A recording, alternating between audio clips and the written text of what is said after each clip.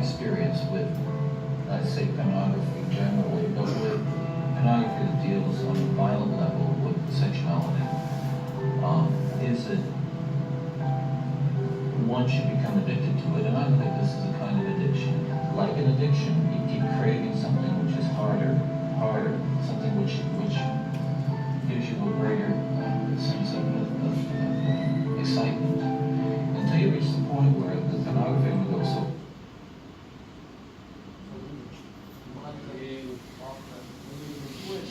I'm just reading about it and looking at it. I'm no social scientist, and I haven't done a survey. I don't pretend that I know what John Q. Citizen thinks about this. But I've lived in prison for a long time now. And I've met a lot of men who were motivated to commit violence just like me. And without exception, every one of them was deeply involved in pornography, without question, without exception, deeply influenced and consumed by an addiction to pornography. There's no question about it. The FBI's own study on serial homicide shows that the most common interest among serial killers is pornography. Those of us who have been so much influenced by violence in the media, in particular pornographic violence, are not some kinds of inherent monsters. We are your sons and we are your husbands. And we grew up in regular families. And pornography can reach out and snatch a kid out of any house today. It snatched me out of my home. It snatched me out of my home 30 years ago. And as diligent as my parents were, and they were diligent in protecting their children, and as good a Christian home as we had a wonderful Christian home, there is no protection against the kinds of influences that are loose in the society that tolerates.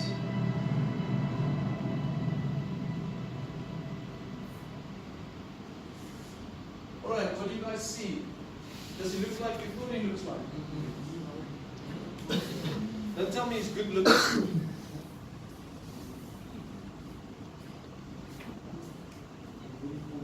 Where's the lights for this place?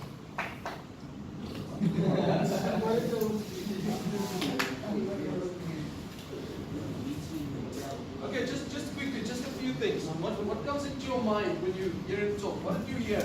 Anything that stood out for you? Hey?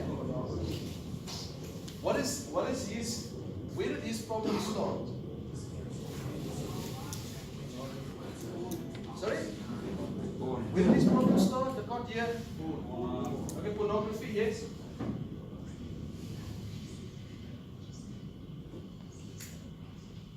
You see him? A sad person. That's interesting. Yeah? You see a sad person. What do you think he's sad about?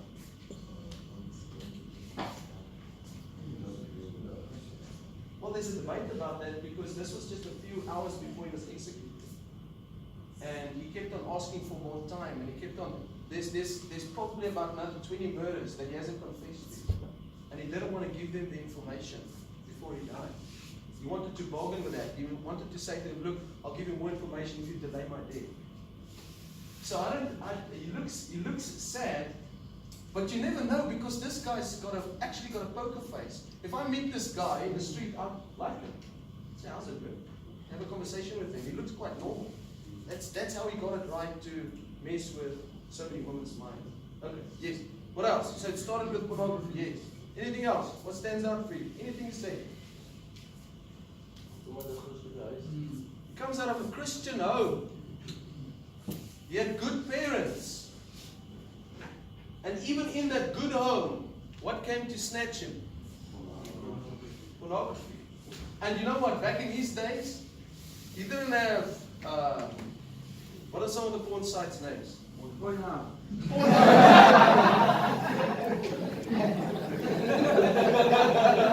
Thank you, my friend. He didn't have that. What porn did he have? And magazines. Thank you, Tom. In his brain, he's saying, oh my goodness, I'm so glad that, he had magazines. Imagine he had videos. Imagine how much worse that would have been in his life. And it started with a small thing. The small thing. And who knew about? Playboy magazine. Hy het gelees. Nee, maar hoe sal dit bly dat jy mense doodmaak? Want hy sê, sê die video, sê van, as hulle inborn mense seermaak, hoe sien hy dit in 'n magazine?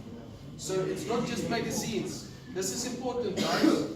This is important. He speaks in another interview about the fact he was trying to help. There was another murder taking place in the Northwest Pacific area.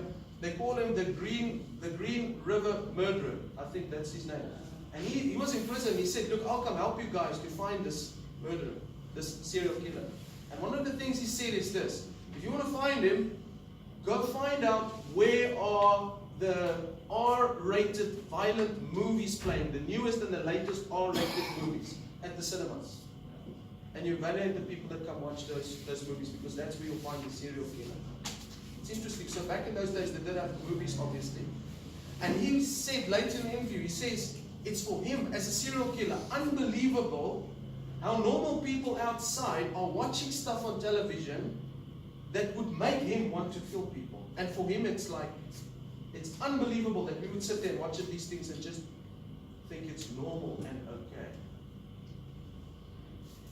There's a lot of stuff we can take out of this.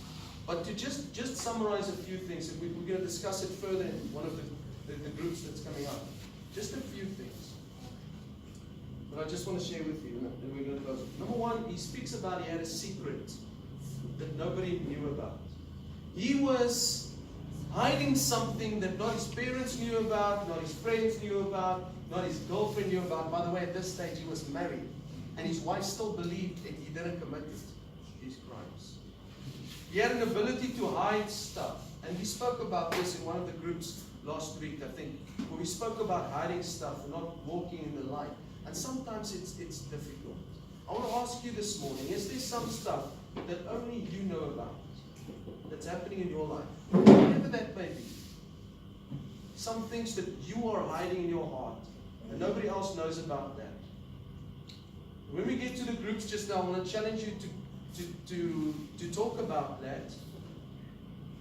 Because a person of integrity is a person who does what is right even when nobody sees. That's the one thing. Are you the person that people think you are? People would look at Ted Bundy and say, it's impossible that he committed these murders. Many people couldn't believe it. Now, are you the person that people think you are? Or are you somebody else? If we could write down your thoughts on the screen, and everybody reads it every day, how would you feel about that? It will be hectic, wouldn't it? All your thoughts, you could write down here. And here's the question. Are you actually happy with your thoughts? The thoughts that you do have? Are you happy with them? And if you're not happy with them, what can you do about them? Because you know what I read about Ted Bundy? He would go and murder a woman, and then when he drives away, he doesn't know how to handle it. He's so upset with himself. He takes his clothes off and throws it out the windows. He cannot believe he's just done that. But 2 days later, he goes back and does it again. And many times he would sit and think about his own thoughts and say, I don't like my thoughts. But he never had somebody in his life that he could talk to and say, well, how do I get rid of these thoughts? Right. The second thing is this. He uses the word gradually. It started with watching a magazine, a naked woman. And then it went on to movies. Then it went on to hardcore movies. Then it went on to fantasies. And eventually it led to murder. It starts small and it gets bigger. And eventually you cannot control it. And that's what the theme is this week. I'd like you to remember this. Control it, or it will control you. Control it, or it will control you. That's what happened to this man. He never learned from a young age to control his pornography in his life, to control his lust, to control his sexual desire. To such a point, it started with normal sex, and then it went on to violent sex. And that's something that happens today as well. What do they call it? Yeah, bondage. Don't they call it bondage or something like that? Hardcore. Yeah, that's hardcore. And today it's happening. If you talk to Ted Bundy about that, he'd say, you guys are crazy. You're going to create a bunch of serial killers if you do that. If you display that on the internet and things like that.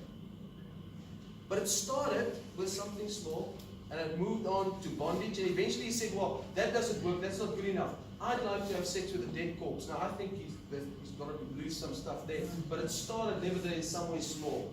And so we've got to be careful about the small things in our lives that we just skip over and skip over. And we can talk about a lot of stuff. We can talk about not controlling your anger. We can talk about not controlling alcohol. We can talk about not controlling the smoking of weed. The same thing with drugs. It works the same. You start with smoking a cigarette, then you go to weed, and then eventually you end up with heroin, and then it's controlled you. And then number 3 talks about addiction. Addiction is constantly craving something better. It's not good enough for you anymore. It's not good enough for you to just smoke weed. So you've got to add something to the weed. You've got to add some coke to it. And then eventually it just goes worse and worse and worse. Same thing, addiction. And you've got to evaluate your own life. Is there something in your life currently that you cannot control? One thing I've noticed here as well is that if you don't want to be in the dark, then don't do things or look at things that are in the dark. If you want to be a person that's got light inside and light in your head, you want to do what's right and good, why go and watch and do things that are in the darkness? Often Ted Bundy would say he doesn't actually want to be the serial killer. But the question is, why did he continue looking at stuff that would stimulate him to do that? Why would he go back to that dead corpse? So the key word for today, we're going to discuss it further in the groups. Control it, or it will control you. Is there something in your life that you're struggling to control? You know what that is? It's personal. How do you deal with it? It might be food. Might be food. Look, I'm not judging. If you got a child, you got a child. I don't think you guys have an issue with that. But if you weigh 300 kilograms and you can't control food, you need to do something about that. Laziness, and you control your laziness. Tell yourself to get up when you feel like it. Alcohol. Can you control your alcohol intake? Pornography. Can you control that? Hatred. Maybe there's somebody in your life that you hate and you can't control the thoughts you have about that person. Jealousy. If I have a girlfriend. Greed. There's a lot of stuff we can talk about. Alright guys, let's get up and say a quick prayer and then we can start with our day. What time does your program start? Let's get up. Get a sketch. That's it.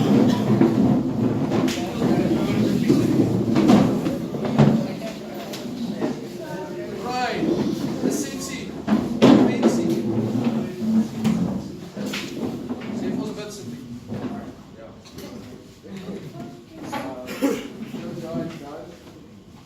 Heavenly Father, thank you for this day. Thank you for the opportunity to get a chance to live on this earth and work towards our dreams. Give us strength and knowledge and